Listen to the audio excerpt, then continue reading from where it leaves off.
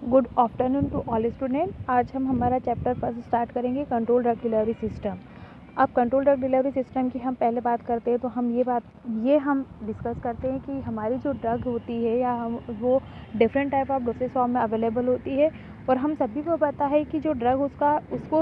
जो ड्रग होती है उसको हम एडमिनिस्ट्रेट कराते हैं डिफरेंट रूट के थ्रू, जैसे कि हमारा ओरल रूट हो गया, पैरेंटरल हो गया, टॉपिकल हो गया,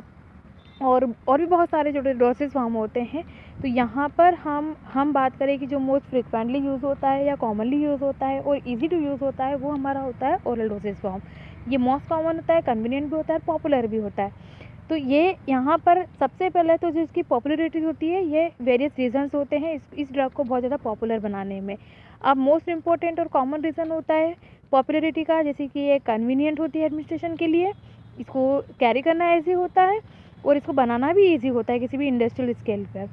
और इसका जो 80% ऑफ डोसेज फॉर्म होता है वो सॉल्ड होता है मार्केट में टैबलेट डोसेज फॉर्म में, जो कि मोस्ट प्रोमिनेंटली हमको कहीं भी मिल जाता है। और ये जो डोसेज फॉर्म होती है यहाँ पर इसको हम एक लंबे समय से यूज़ कर रहे हैं और यहाँ पर हमको डिफरेंट टाइप ऑफ लिमिटेशंस भी होती है। ज़रूरी नहीं है कि जो डोसेज फॉर्म होती है ओरल रूट वो टैबलेट के फॉर्म में हमेशा ही बहुत अच्छा होता है, कभी कभी इसकी कुछ लिमिटेशंस भी होती है। तो यहाँ पर हम कुछ लिमिटेशंस की बात कर रहे हैं। तो ये फ्रिक्वेंटली एडमिनिस्टर्ड हम करा सकते हैं किसी भी एक दिन में, इसको हम डोसेज रेजिमेन बोलते हैं और डोसेज रेजिमेन इसका बहुत ज़्यादा हाई होता है। अब इसको हम डेली डोज जो रहता है हमको डोसेज फॉर्म का, जो हम ओरल डोसेज फॉर्म में हम टैबलेट या कैप्सूल की बात कर रहे हैं, तो इसको हम डेली डोज कैलकुलेट करना हमारा बहुत ज़्यादा मॉनिटर करना बहुत ज़्यादा डिफ़िकल्ट हो जाता है। इसको हम एग्जैक्टली मेंटेन नहीं कर सकते हैं। यहाँ पर हमारा जो डोज होता है उसको मिस होने के बहुत ज़्यादा चांसेस हो जाते हैं। यहाँ पर नॉन स्पेसिफिक एडमिनिस्ट्रेशन होता है और यहाँ पर हमको कि ओवरडोजिंग ना हो, और ओवरडोजिंग को बचाने के लिए हमको कितना डोज देना है इन केस ऑफ चाइल्ड, वो या हम किसी एल्डर पर्सन की बात करें तो उन केस में ये बहुत ज़्यादा डिफ़िकल्ट हो जाता है, हम कैलकुलेट नहीं कर सकते हैं एग्जैक्ट डोज को। और ये जो ड्रग होती है नॉन टारगेट सेल्स पर जाती है जो डैमेज कर सकती है, या हम इसको ओरल ले रहे हैं तो ये ड्रग सर्कुलेटरी ब्लड स्ट्रीम में हर एक समय में सर्कुलेटरी ड्रग हमारे जो ब्लड स्ट्रीम में जाती है और यहाँ पर ये लीवर के थ्रू पास होती है, जिसको हम फर्स्ट पास मेटाबॉलिज्म बोलते हैं। अब यहाँ पर नेक्स्ट हम बात करें तो अगर हम इसका जो लो कंसंट्रेशन ले रहे हैं हम ओरल डोसेज फॉर्म का, तो वो इनइफेक्टिव होता है। इनइफेक्टिव मतलब अगर हम बात करें कि हमको अगर एक टैबलेट बनानी है, कैप्सूल बनाना है, तो अगर हमको इसमें बहुत ज़्यादा अगर छोटी सी अमाउंट ऑफ ड्रग को डालना है तो हम उसको कंपोज नहीं कर सकते, तो हम बोलेंगे ये लो कंसंट्रेशन में इनइफेक्टिव होती है। और इसको और जो डोसेज फॉर्म होती है उसको ओरल एडमिनिस्ट्रेशन के बाद जो फ्रैक्शन होता है डोज का वो एब्जॉर्ब नहीं होता है अगर हम उसको लो कंसंट्रेशन में ले रहे हैं, तो जो फ्रैक्शन ऑफ डोज होता है वो एब्जॉर्ब नहीं होता है और ये जो डोज होता है वो जो फ्रैक्शन होता है वो मेटाबोलाइज्ड हो जाता है। और अमाउंट ऑफ ड्रग जो सफिशिएंट हमारी बॉडी को मिलना चाहिए और जितना अमाउंट ऑफ ड्रग हमारी बॉडी की थेराप्यूटिक एक्शन के लिए ज़रूरी होती है वो हम कैलकुलेट नहीं कर सकते।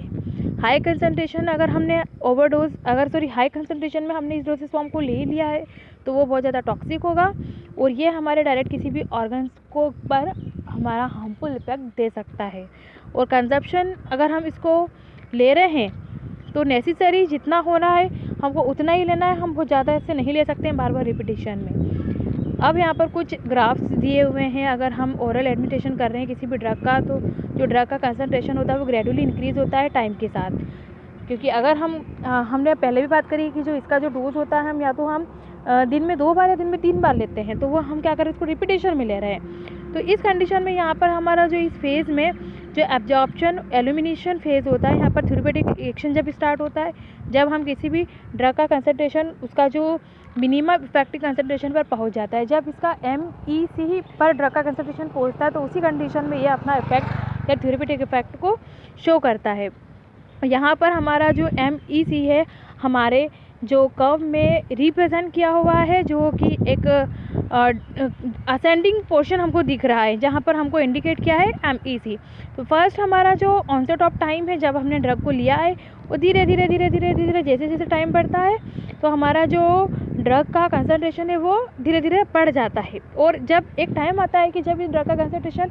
मैक्सिमम अमाउंट पहुँच जाता है, हम बोलेंगे इसके पीक लेवल पर पहुँच जाता है, तो उसको हम पीक लेवल पर पहुंचने के बाद एकदम से वो, और जब पीक लेवल पर पहुंचता है तो वहीं उसका ड्रग का हमारा ड्यूरेशन ऑफ एक्शन होता है, और जैसे जैसे जैसे जैसे समय जाता है तो ये जो कर्व होता है वो नीचे की तरफ गिरने लगता है, जिसको हम मेटाबॉलिज्म या एलिमिनेशन फेज बोल सकते हैं। अब इस फेज के ड्यूरेशन में धीरे धीरे ड्रग हमारा जो थेरापेटिक एक्शन शो करती है, और इसको थेरापेटिक एक्शन को बनाए रखने के लिए हमको फिर एक टाइम ऑफ इंटरवल में हमको उसका ड्रग का जो सेकेंड डोज है वो लेना पड़ता है।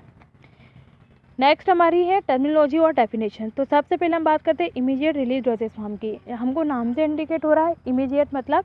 तुरंत। अब ये जो कंसंट्रेशन या जो कन्वेंशनल डोसेज फॉर्म होती है इस ड्रग या हम बोलेंगे इस कैटेगरी से बिलोंग होती है, और जो डोसेज फॉर्म रिलीज़ होती है किसी भी ड्रग की वो आफ्टर जो हम बोलेंगे कि जो एडमिनिस्ट्रेशन के बाद ही अचीव करती है उसका रैपिड कंसंट्रेशन, और कंप्लीट सिस्टमेटिक एब्जॉर्प्शन होता है। और एब्जॉर्प्शन के बाद जो इस डोसेज फॉर्म का या ड्रग के इस डोसेज फॉर्म से एब्जॉर्प्शन के बाद प्लाज्मा कंसंट्रेशन जो ड्रग का वो स्टार्ट हो जाता है डिक्रीज़ होना, और वो शो करता है अकॉर्डिंग टू उसके फार्माकोकाइनेटिक प्रोफाइल के अकॉर्डिंग, कि हर एक ड्रग का अपना अपना फार्माकोकाइनेटिक प्रोफाइल होता है। फाइनली जो कंसंट्रेशन होता है वो नीचे की तरफ गिरने लगता है, जिसको हम बोलते हैं MEC, जिसको हम बोलते हैं मिनिमम थेरापेटिक कंसंट्रेशन, और उसकी थेरापेटिक एक्टिव को कॉज करता है। जो पीरियड होता है जिसमें हमारा जो ड्रग कंसंट्रेशन होता है वो उसका थेरापेटिक विंडो पर पहुंच जाता है, उसको हम बोलते हैं ड्यूरेशन ऑफ एक्शन। और वो टाइम जहाँ पर हमारा जो मैक्सिमम कंसंट्रेशन वो अटेन कर रहा है उसको हम बोलते हैं ऑनसेट ऑफ एक्शन। और इन सबको मेंटेन करने के लिए जो स्टेडी स्टेट कंसंट्रेशन होता है उसको मेंटेन करने के लिए हमको नेक्स्ट डोज को एडमिनिस्टर करना पड़ता है उस ड्यूरेशन ऑफ टाइम में, जब हमारा जो कंसंट्रेशन होता है वापस अपना वो थेरापेटिक एक्शन को शो करने लगता है। नेक्स्ट हमारा मॉडिफाई रिलीज डोसेज फॉर्म। तो ये जो डोसेज फॉर्म होती है जहाँ पर जो रेट ऑफ रिलीज़ होती है किसी भी ड्रग की उस टाइम पर जहाँ पर हमारा जो ड्रग रिलीज़ होने लगता है वो होता है डिफरेंट टाइप ऑफ, या हम बोलेंगे कि डिफरेंट टाइप की जो कन्वेंशनल टाइप होता है, डिफरेंट टाइप के जो डोसेज फॉर्म होता है उनके डिफरेंट टाइप के कन्वेंशनल टाइप के थ्रू, जिसको हम बोलते हैं मॉडिफाई रिलीज डोसेज फॉर्म। अब जैसे कि एंटेरिक कोटेड टैबलेट होती है उसको हम मोस्ट कॉमनली यहाँ पर कंसिडर कर सकते हैं कि जो एक मॉडिफाई रिलीज डोसेज फॉर्म होती है, जैसे कि हमारा एरिथ्रोमाइसिन हो गया वो डीकम्पोज हो जाती है स्टमक में, और इसको फॉर्मुलेट करते हैं हम एंटेरिक कोटेड टैबलेट में, और ये मल्टीलोयर टैबलेट होती है जिसको हम एडवांसमेंट करते हैं मॉडिफाई करके, या एडवांसमेंट कुछ इसमें हम कुछ भी वर्क करके उसको एक मॉडिफाई